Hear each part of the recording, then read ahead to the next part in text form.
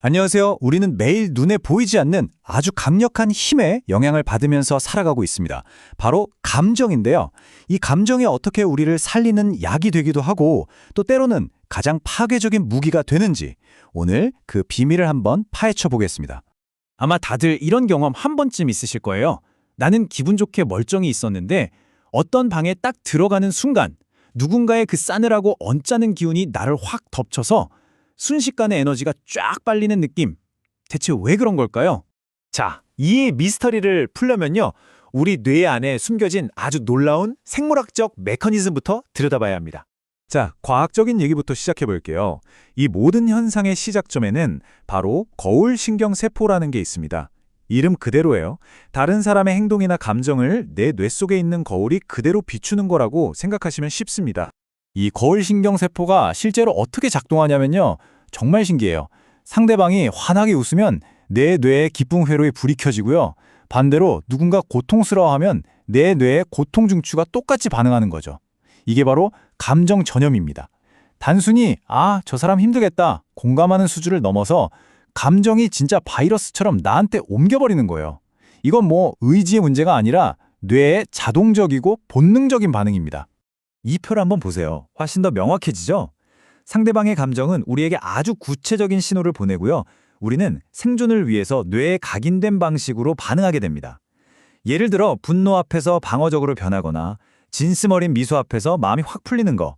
이게 전부 우리 뇌에 아주 깊숙이 새겨진 본능이라는 거죠. 자, 이제부터가 진짜 중요한 얘기입니다. 이렇게 무의식적으로 일어나는 감정 전염이 어떻게 의도적이고 파괴적인 보이지 않는 폭력으로 변질될 수 있을까요? 우리는 흔히 주먹다짐 같은 물리적인 것만 폭력이라고 생각하잖아요. 근데 사실 정말 무서운 공격은 바로 이 감정에서 시작됩니다. 바로 이 지점입니다. 여기서부터 단순한 감정 전염은 심리적인 폭력으로 바뀌는 겁니다. 상대방의 감정이 나를 향한 아주 날카로운 흉기가 되는 순간이죠. 이런 현상을 설명하는 핵심적인 심리학 용어가 있는데요. 바로 투사적 동일시입니다. 말이 조금 어려운데 아주 간단하게 설명해 드릴게요. 누군가가 자기 안에 그 더럽고 부정적인 감정을 감당 못해서 그걸 나한테 쓰레기 버리듯이 확 던져버리는 거예요. 나를 감정 쓰레기통으로 쓰는 거죠. 바로 이거예요. 갑자기 정말 아무 이유도 없는데 막 불안해지고 짜증이 확 올라올 때 그 기분 나쁜 찝찝함. 그게 사실 내 감정이 아닐 수도 있다는 겁니다. 상대방이 처리하지 못한 분노나 불안을 지금 내가 대신 느끼고 있는 거죠. 이것이야말로 정말 교묘하고 강력한 정서적 폭력입니다. 그래서 우리가 꼭 기억해야 할 핵심이 이겁니다. 소리 지르고 물건 던지는 것만 폭력이 아니라는 거. 가장 교활하고 파괴적인 폭력은요, 종종 아무 소리도 없이 아주 깊은 침묵의 형태로 우리에게 다가옵니다. 이 표를 보면 침묵이 얼마나 적극적인 공격인지 알 수 있어요. 그냥 빤히 쳐다보는 무표정한 얼굴, 내가 한 질문을 그냥 무시해버리는 행동, 침묵으로 일관하는 것. 이 모든 게 상대방을 심리적으로 완전히 파괴해버리는 공격 행위라는 겁니다. 특히 저 스토멀링, 질문을 무시하는 건요, 상대방의 존재 자체를 그냥 지워버리는 것과 같은 엄청난 충격을 줍니다. 심리학자들은 이걸 그냥 무시가 아니라 정서적 말살이라고까지 불러요. 왜냐하면 말 그대로 상대방의 존재 자체를 없애버리려는 직접적인 공격이기 때문이죠. 이게 진짜 무서운 게 우리 뇌는요, 이렇게 사회적으로 고통받는 걸 신체적으로, 그러니까 칼에 베이는 것과 똑같은 고통으로 느낀다고 합니다. 무시당하는 게 정말로 맞는 것만큼 아플 수 있다는 뜻이에요.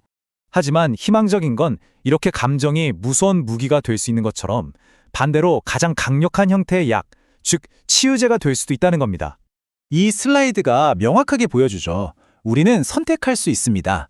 감정 쓰레기를 던지고 침묵으로 보이지 않는 칼을 휘두를 것인가, 아니면 공감과 미소로 상처를 치유하는 따뜻한 연고를 건넬 것인가. 우리가 가진 감정 에너지를 어떻게 쓸지는요, 온전히 우리의 선택에 달려 있습니다. 여기서 제일 중요한 건 이 치유라는 게 결코 거창한 걸 요구하지 않는다는 거예요. 그저 들어주고 바라봐주고 그랬구나 하고 인정해주는 작은 행동들, 정말 이 사소해 보이는 인정의 신호들이 모여서 가장 강력한 치유의 약이 되는 겁니다. 자, 그럼 이제 우리가 오늘 나눈 이야기에 가장 중요하고 마지막 결론에 도달했습니다. 오늘 우리가 확인한 건 감정은 그냥 내 안에서 느끼고 끝나는 게 아니라는 사실입니다. 감정은 눈에 보이지 않는 파동과 같아서 끊임없이 밖으로 송출되고 또 수신되면서 주변 모두에게 영향을 미치는 실체적인 힘이에요. 그러니까 당신의 기분은 결코 당신 혼자만의 것이 아닙니다. 그리고 우리는 이걸 반드시 기억해야 합니다. 반응하지 않는 것, 인정해주지 않는 것, 이건 결코 수동적인 행동이 아니에요.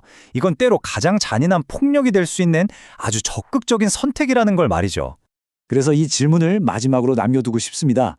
오늘 당신의 감정은 주변 사람들에게 무기였나요? 아니면 약이었나요? 하루를 보내면서 당신이 지금 어떤 신호를 보내고 있는지 스스로에게 한번 질문을 던져보시길 바랍니다.